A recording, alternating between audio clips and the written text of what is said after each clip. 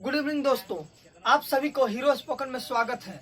सबसे पहले मैं कहना चाहूंगा, यदि आप मेरे चैनल पे नए हैं तो आप सब्सक्राइब कर लें और बेल आइकन भी दबाएं ताकि मेरे सारे वीडियो के नोटिफिकेशंस आप तक सबसे पहले पहुंचे।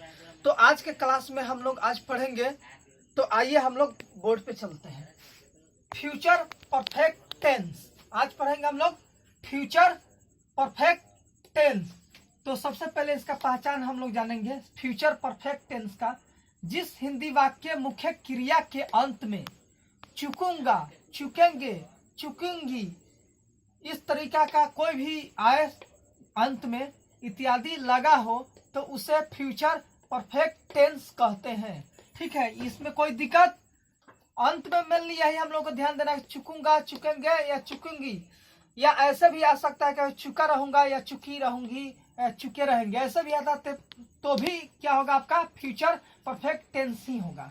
ठीक है, तो आते हैं एग्जाम्पल के माध्यम से हम लोग समझते हैं इस टेंस को। मैं एक आम खा चुकूंगा, मैं एक आम खा चुकूंगा, तो इसका हम लोग बनाएंगे I shall have eaten a mango.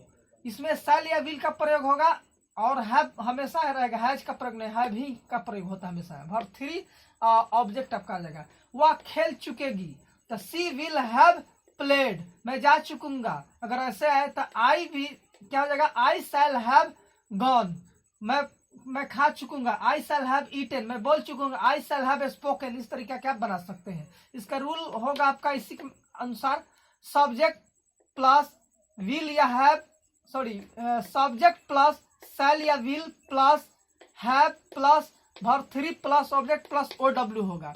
यह हो गया आपका अफर्मेटिव का हुआ, जिसमें नॉट का प्रयोग नहीं होता। अब आते हैं निगेटिव, आते हैं इसी का निगेटिव आते हैं। तो सिर्फ क्या करेंगे, मैं एक आम नहीं खा चुकूंगा, मैं एक आम नहीं खा चुकूंगा, इसका होगा शैल के बाद सिर्फ नॉट लगा दीजिएगा। शैल के बाद सिर्फ क्या लग जाएगा, नॉट होगा, तो हो जाएगा आई शैल नॉट ई, I shall not have eaten a mango, ऐसे हो जाएगा। मैं एक आम नहीं खा चुकूंगा, तो क्या हो जाएगा, I shall not have eaten a mango.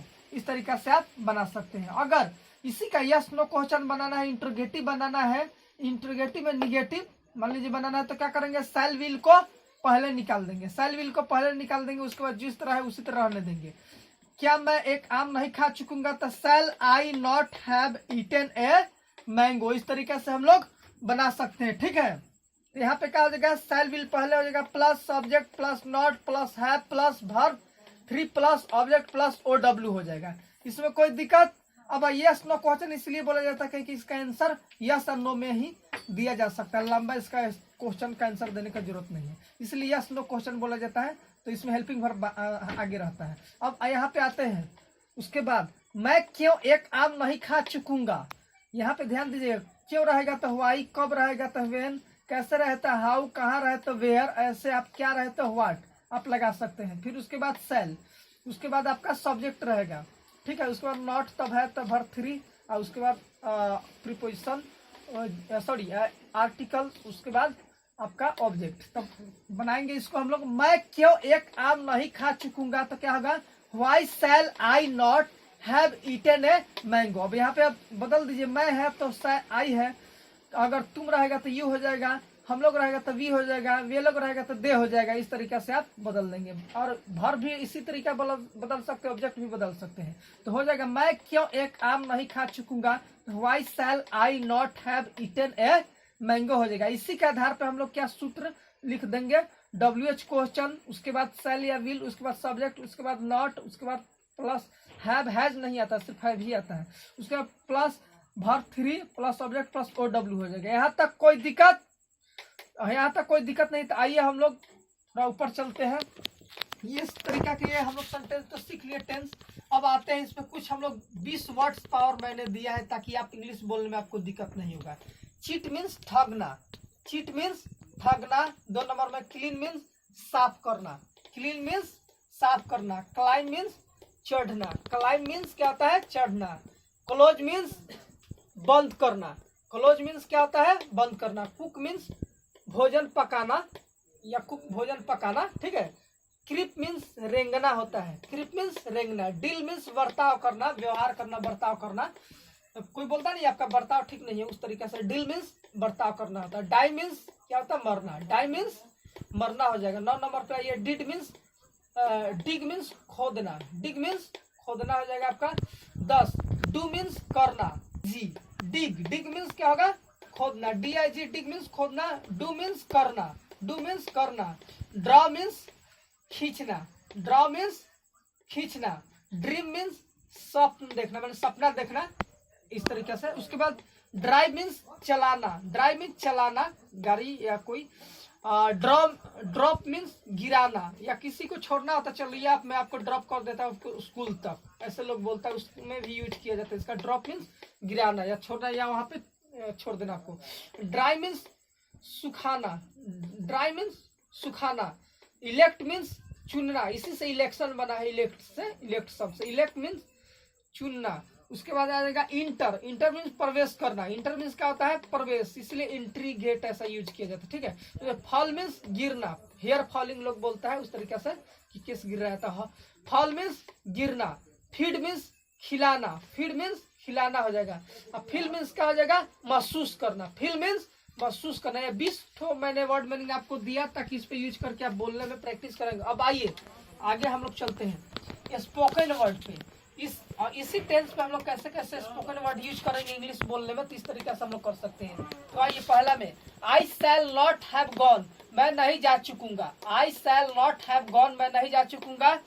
उसके बाद what will you have done, आप क्या कर चुकेंगे। What will you have done, आप क्या कर चुकेंगे। उसके बाद 3 नंबर में, the patient will have died before the doctor comes, मतलब डॉक्टर के आने के पहले रोगी मर चुका रहेगा।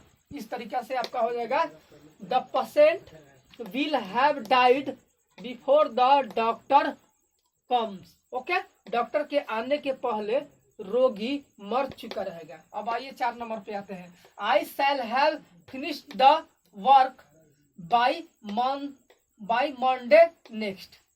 आई shall have finished the work by Monday next, मतलब अगले सोमवार तक इस काम को मैं कर चुकूंगा या चुका रहूंगा, कुछ भी आप बोल सकते हैं इस तरीके से। उसके बाद 5 में, he will have slept before I come, मतलब मेरे आने के पहले वह सो चुका रहेगा।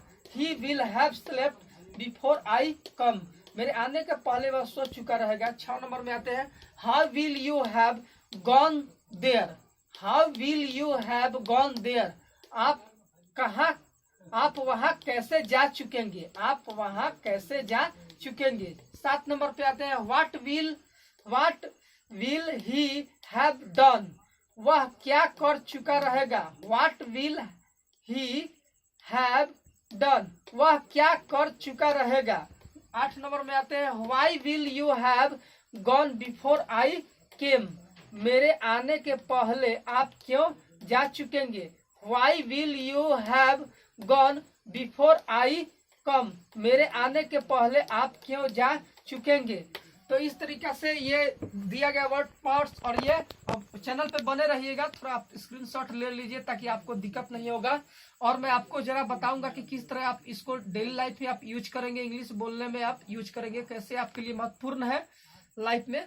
तो मैं बताना चाहूंगा दोस्तों कि इस तरीके से जो भी मैं बता रहा हूँ हर टेंस पे, और उस पर इंग्लिश बोलने का भी मैं आपको सिखा रहा हूँ, उस तरीके से आप अपने लाइफ में, डेली के लाइफ में आप क्या करें, उससे बोलने की प्रैक्टिस कीजिए। गलत या सही वाला की बात है, लेकिन पहले बोलिएगा तो आपको क्या होगा, डर होगा, रिमूव हाई स्टेशन, जो डर होगा वो भागेगा, डर भागेगा तो फिर आपका ज्ञान आगे जागेगा और आप सफल होंगे। सफलता यही है, सबसे बड़ा सफलता का मूल मंत्र है कि आप कंटिन्यूटी को बनाए रखें। आप अपने जो पढ़ाई कर रहे हो कंटिन्यूअसली पढ़ते रहिए।